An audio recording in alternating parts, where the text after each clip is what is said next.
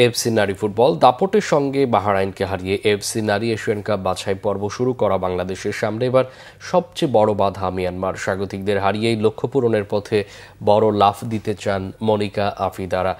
ইয়াঙ্গুনে বিকেল 3:30টায় মাঠে গড়াবে সি গ্রুপের এই ম্যাচটি। ইয়াঙ্গুনের থোয়ান্না স্টেডিয়ামে নিজেদের প্রথম ম্যাচে বাহরাইনকে 7-0 গোলে উড়িয়ে বাছাই পর্ব শুরু করেছে বাংলাদেশ। তবে মিয়ানমার 8-0 গোলে তুর্কমেনিস্তানকে গুড়িয়ে দেওয়ায় গোল ব্যবধানে সি গ্রুপের শীর্ষে রয়েছে স্বাগতিকরা। দুই দলেরই পয়েন্ট সমান 3 করে। মূলত এই দুই দলের মধ্যেই চলছে মূল পর্বের একটি টিকিটের লড়াই। ফিফা র্যাঙ্কিংয়ে মিয়ানমারের অবস্থান 55 নম্বরে আর বাংলাদেশ 128-এ। গ্রুপের সবচেয়ে শক্তিশালী দল মিয়ানমার, তার উপর নিজেদের মাঠে খেলবে তারা।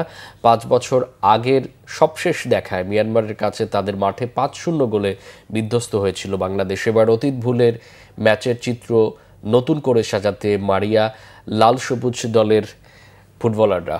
বাহরাইনের বিপক্ষে জালের দেখা পাওয়া তহুরা খাতুন, ঋতুপর্ণা চাকমা, কোহাতি কিসকু, শামসুজ্জাহান জুনিয়র, মুনকি আক্তার সবার কথায় স্বপ্ন জয়ের সুর। ইংলিশ কোচ পিটার বাটলারের কঠোর অনুশীলনে কঠিন প্রতিপক্ষকে জবাব দিতে দুবারের সাফ চ্যাম্পিয়নরাও প্রস্তুত।